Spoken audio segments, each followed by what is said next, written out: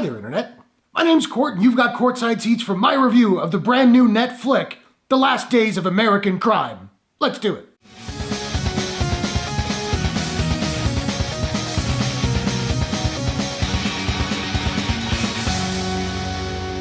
The Last Days of American Crime is an action crime thriller from director Olivier Megaton and Netflix. Based on the graphic novel of the same name, the film stars Edgar Ramirez, Brewster, Michael Pitt, and Sharlto Copley. In the not-too-distant future, as a final response to terrorism and crime, the US government plans to broadcast a signal, making it impossible for anyone to knowingly commit unlawful acts. If you've been around my channel for a while, you probably know this, but for anybody new, it bears repeating. I don't like trashing movies, I refuse to do it for clicks, and I always try to look for positives to talk about in any movie because I'm cognizant of the fact that tons of people work on these things. Having said that, I will always be honest with my opinion, and this is me being honest, I hated this movie. First off, why in the hell was it 2.5 hours? Sure, maybe the graphic novel it's based on is really long, I have no idea, and maybe they just wanted to be really faithful. I get that, I respect that. Being faithful is cool, but not at the expense of your movie. This flick could easily have been 90 minutes, it would have been the exact same film, except an hour shorter and probably better for it. Not to mention this movie gave itself, 5 or 6 moments where it totally could have ended, and yet bafflingly it just kept going.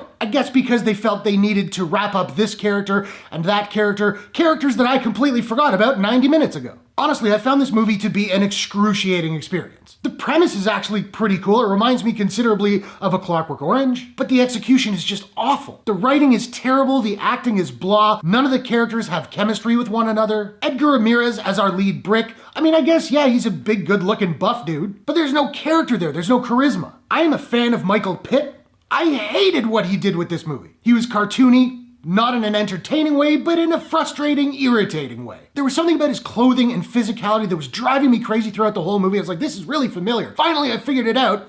He was doing Jared Leto's Joker. Not the voice, but in his physicality, his movement, his poise. Which is funny, because Michael Pitt was also in a few episodes of that show Hannibal, which was amazing. And in that, he was totally doing Heath Ledger's Joker. That's just funny. There is a huge amount of action in this movie. None of it is particularly well staged. I'm reminded of that recent Netflix Extraction. That was an action movie that was not particularly well written, but the action was top-notch. Here, it's just noisy, it's not clever or interesting. And because I didn't give a about a single character, the stakes were non-existent, making the action sequences just as boring as the character ones. Just tedious. There was also a lot of hand-on-face action. What do I mean by that? I mean that characters love touching each other's faces for extended periods of time. They do this for sensual purposes, for intimidation, and it was weird. It was very, very weird. It would be one thing if it was one character doing it all the time, like that was their weird little tick, but no. A bunch of them do it, and it was off-putting, to say the least. I will say that while the movie itself didn't have a lot of overall visual style, there were some really cool shots, and I liked the score. That's pretty much all I have in the category of positives. I straight up don't recommend this movie. It's boring, it's noisy, it's long, it's tedious. I took probably 4 breaks while watching it. Honestly, I wanted to turn it off a number of times, but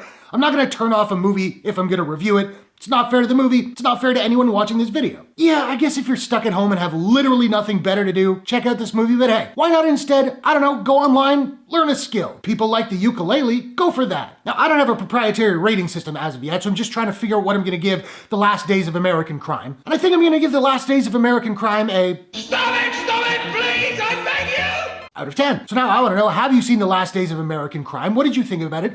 What is the most boring movie you've seen all year so far? Whatever your thoughts, hit the comments below, let's discuss. If you enjoyed this review, please smash that like button and give it a share if you really enjoyed it. And hey, why not take a second, do me a favor, click subscribe and ring that bell to subscribe to my channel for more movie reviews, entertainment news, trailer reactions, all that good stuff. Hope you guys are all safe and healthy. Thanks very much for watching. I'll see y'all in the next one. Take care.